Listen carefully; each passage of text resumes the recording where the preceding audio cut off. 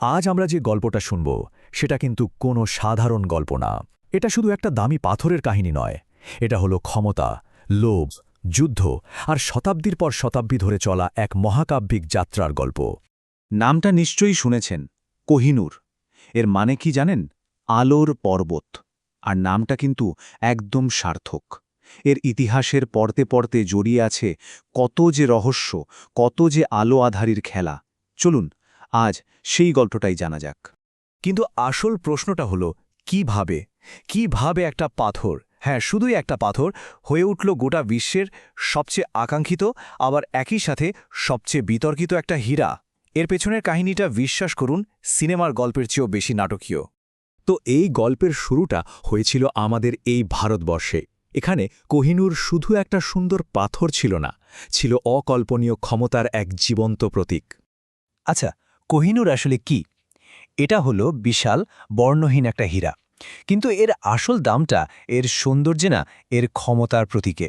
তখনকার দিনের শাসকরা বিশ্বাস করতেন যার হাতে এই কোহিনূর থাকবে তারই হবে দুনিয়া, মানে এক কথায় ক্ষমতার একদম শেষ কথা। বহু বছর ধরে এই হীরাটা ছিল মুঘলদের রাজকোষের মধ্যমণি। ভাবুন তো একবার, মুঘল সাম্রাজ্যের সেই চাকচমক, সেই শান-শকত। কোহিনূর ছিল সেই সব কিছুর জীবন্ত সাক্ষী। এক সম্রাটের পর আরেক সম্রাটের হাতে ঘুরেছে ক্ষমতার প্রতীক হয়ে। কিন্তু ইতিহাসে কোনো কিছুই তো চিরস্থায়ী নয়, তাই না? মুঘলদের সেই সোনালি দিন শেষ হল, আর কোহিনূরের জন্য শুরু হল এক রক্তক্ষয়ী অধ্যায়। তরবারির ঝঞ্ঝানানিতে, রক্তের স্রোতে এর মালিকানা বারবার বদলাতে শুরু করল। আসলে কোহিনূরের পুরো যাত্রাটাই হল ক্ষমতা দখলের এক রক্তাক্ত ইতিহাস। একটা কথা আছে না যে কোহিনূর হীরার যাত্রা, ইতিহাস, ক্ষমতার লড়াই এবং সাংস্কৃতিক গুরুত্বে ভরা এক আকর্ষণীয় কাহিনী। কথাটা এক্কেবারে সত্যি। কত যুদ্ধ, কত সংঘাতের কেন্দ্রে ছিল এই এক টুকরো পাথর। এর হাত বদলের জার্নিটা একবার ভাবুন। প্রথমে ছিল মুঘলদের হাতে, তাদের ক্ষমতার প্রতীক। তারপর পারস্যের শাসক নাদির শাহ দিল্লি আক্রমণ করে লুট করে নিয়ে গেলেন এই হীরা।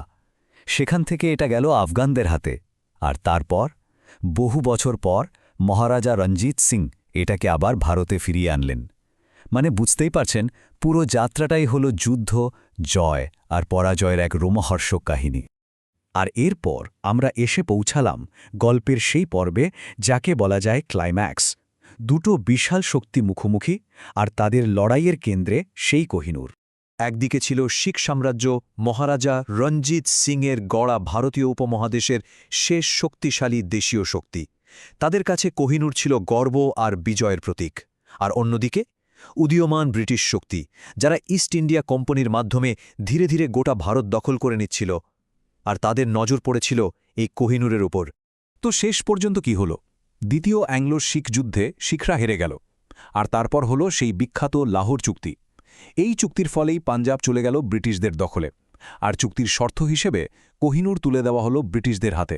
শুরু হল এর নতুন যাত্রা, ভারত থেকে সোজা বিলেতে। ব্যাস, কোহিনূরের ভারতীয় অধ্যায়ের এখানেই যেন সমাপ্তি ঘটল। শুরু হল এর নতুন পরিচয়, ব্রিটিশ রাজমুকুটের এক অমূল্য রত্ন হিসেবে। কিন্তু এই নতুন পরিচয়টা কি খুব সরল, নাকি এর পেছনেও আছে অনেক জটিলতা? চলুন সেটাই দেখি। ভাবুন একবার, যে হীরাটা একসময় কোনো মহারাজার বাহুবন্ধনে শোভা পেত, সেটাই এখন বসে আছে ব্রিটিশ রানীর মুকুটের ঠিক মাঝখানে। এটা শুধু জায়গা বদল না, এটা ছিল এক সাম্রাজ্যের পতন আর আরেক সাম্রাজ্যের উত্থানের প্রতীক। কিন্তু গল্পটা এখানেই শেষ হয়ে যায়নি, একদমই না। আজও কোহিনূর লন্ডনের টাওয়ারে রাখা আছে ব্রিটিশ রাজপরিবারের অলংকার হিসেবে। কিন্তু ভারত, পাকিস্তান, আফগানিস্তান অনেকেই এর মালিকানা দাবি করে। এই নিয়ে বিতর্ক আজও চলছে। তাই কোহিনূর এখন আর শুধু একটা হীরা নয়, একটা জটিল, বিতর্কিত ইতিহাসের প্রতীক হয়ে উঠেছে। তাহলে শেষ প্রশ্নটা এটাই, কোহিনূর আসলে কি? এটা কি শুধুই ইতিহাসের একটা অংশ, নাকি ঔপনিবেশিকতার এক যন্ত্রণার স্মারক?